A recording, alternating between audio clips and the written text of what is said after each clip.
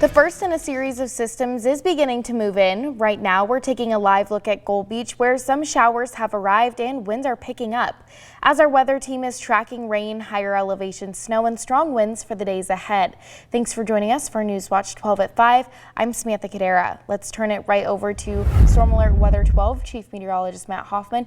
What can we expect as we head into our weekend? Well, the big story is going to be some pretty strong winds, but we will also see some issues when it comes to travel due to snow. But snow levels will not be as low as what we've seen through the week so far. There is going to be those snow levels climbing as we go through this weekend. But out there now, we're seeing lots of clouds. 33 degrees in Mount Shasta, 50 in Gold Beach. It's 33 in Klamath Falls and 45 in Medford. Still a pretty chilly day. It was a cold start this morning. We got down to 17 degrees in Klamath Falls, 13 degrees in Mount Shasta. That actually broke the record low for today. The old record low was 15, set back in 1952.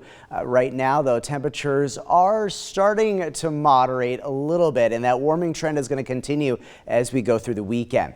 Radar and satellite imagery. So the first in a series of storm systems starting to move on in. Some light returns on the radar. Maybe not all of this really reaching the ground, but more showers will work inland. Rain, higher elevation snow. Snow levels tonight drop to about 2,500 feet. So, and even then, rain and snow amounts not looking terribly significant. We'll show you in just a bit, but notice the winds picking up in the Shasta Valley, also along the coast.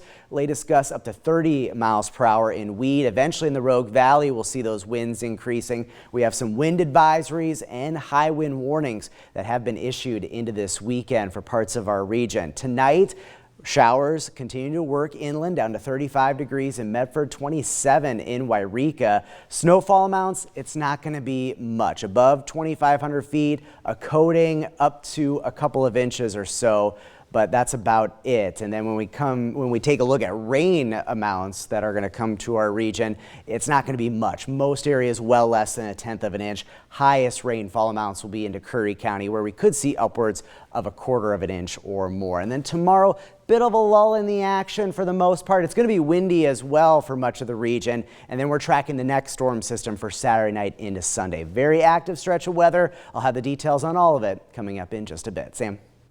Matt, thank you. With cold temperatures in several parts of our region, Access is opening a severe weather shelter in Medford tonight with 64 beds available on a first-come, first-served basis. Access says they will provide meals, beverages, storage, and offer navigation support for anyone facing dangerous weather conditions. That shelter is located at 332 West Main Street. Doors open at 5:30 and will close at 8:30 tomorrow morning. Earlier this week, a 25-year-old man was reported missing after hiking into the woods during a rafting trip. 4 days later, he's now been safely located. Gabriel Vaughn was rafting on the Illinois River Monday and had left his group to go hiking towards the Chetco drainage. Josephine County Sheriff's Office says their search and rescue team and the Coast Guard were able to locate him approximately 2 miles downstream from where he was last seen. Now the Coast Guard is working on an extrication plan to get him to an area hospital. Mount Ashland received a lot of love from skiers and snowboarders after fresh snow allowed them to reopen yesterday. With 35 inches at the base, the ski area says they were able to welcome 200 employees back to work yesterday. They say they're hopeful for the rest of the winter season and hope for more snow in the forecast. Ashland had an incredible opening day.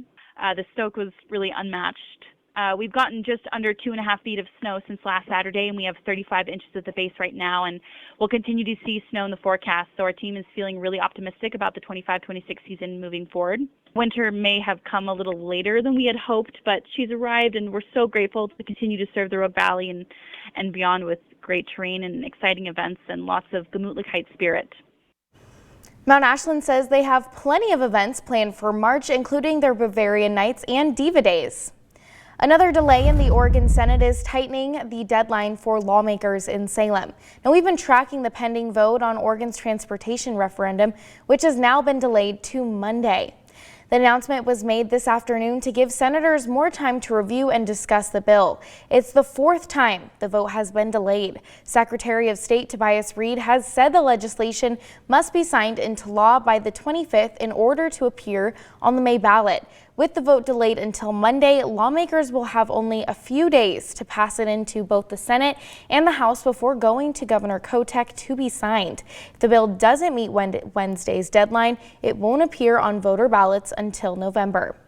More than 5 years after the devastating Labor Day fires of 2020, Pacific Corps has agreed to pay $575 million to resolve claims for damages from 6 fires in Southern Oregon and Northern California. The recoveries from these fires are among the largest federal wildfire recoveries to date. Those fires are the 242 fire, the Archie Creek fire, the Echo Mountain Complex fire, the South Oban Chain fire, the Slater fire, and the McKinney fire from 2022. The settlement resolves the United States claims that Pacific Corps' electrical lines negligently started all 6. Funds from the settlement will repay the costs for firefighting efforts and restore some of the 290,000 acres burned. The U.S. District Attorneys for Oregon and the Eastern District of California said the settlement holds individuals and corporations responsible for wildfire damages. A closer look at the settlement can be found on our website. A beloved Southern Oregon outdoor school teacher is in a coma tonight after a devastating accident, and now the community is rallying around his family. NewsWatch 12's Danny Stepanovich spoke to a coworker and one of the organizers behind the family's GoFundMe.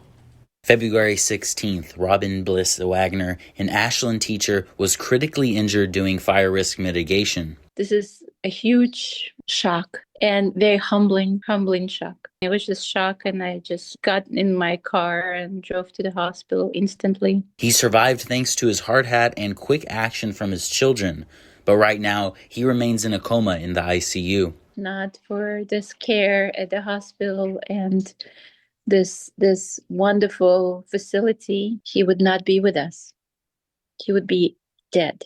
For 20 years, Robin has taught at Ashland's outdoor school. It's not 10 or 20, it's hundreds, it's thousands of people who he touched in his walk of life. Anya says teaching is the primary income for his family. So much unknown. It's a place where I think doctors and nurses are trained not to give hope.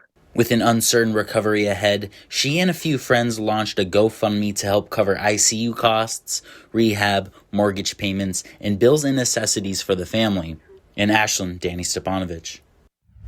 In a crime alert, a 38-year-old man was arrested late last night after crashing his car into a home on Larch Road in Grants Pass. Right now, you're looking at the chase that led up to the crash. One person did sustain non-life-threatening injuries, but no one else was injured. Michael Knitter has now been lodged at the Josephine County Jail on charges of assault, DUII, reckless driving, and endangerment, and criminal mischief. He's being held on a $25,000 bond. Grants Pass Police Department emphasized that even one drink can impair your judgment and ability to drive. A Central Point man will spend 10 years in federal prison after targeting an elderly victim in a burglary. Prosecutors say 53-year-old Jonathan Kinsella planned the burglary in August 2023 alongside his wife and a friend. They say the three of them split over $238,000 in cash and gold. Police found 4 guns at his home during a search warrant, and Kinsella pleaded guilty to felon in possession of a firearm in October. Firefighters responded to a large fire at a vacant mobile home fire in Klamath Falls yesterday. Take a look at the fire's aftermath. Klamath County Fire District 1 says crews found heavy flames coming from a vacant single-wide mobile home. Firefighters knocked down the fire from outside, then moved inside to put out hotspots. The cause of the fire is currently classified as undetermined. And happening tomorrow, downtown Jacksonville is hosting the 21st annual Lunar New Year celebration. From 10 to 3, the free event celebrates the Year of the Fire Horse with lion and dragon dances, martial arts, cooking demonstrations, live music, and dozens of vendors. The celebration will represent over a dozen of Asian cultures, including Japan, Thailand, Singapore, the Philippines, and China, to name a few. Coming to a place like this, just to see that people are willing to share their culture, talk about it, and learn from each other, have fun, especially for the youngsters. These are the things that people wouldn't know if we didn't do this. So it's a great learning opportunity while it's fun, exciting, and it's just, it's a good day. For specific locations and details on events, head over to our website.